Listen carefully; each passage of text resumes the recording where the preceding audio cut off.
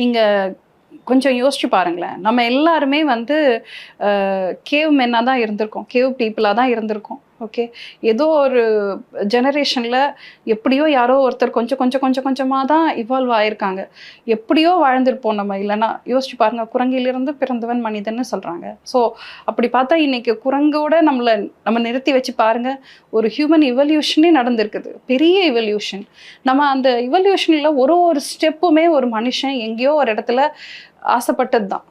எனக்கு பறக்கணும்னு ஒருத்தன் ஆசைப்பட்டிருந்தான்னு வைங்களேன், யாருக்கு தெரியும் இன்றைக்கி நம்ம எல்லாருக்கும் ஒரு ரெக்கை இருந்திருக்கும். அப்படி இருந்திருந்தா நம்மளோட லைஃபே மாறி இருக்கும் இல்லையா?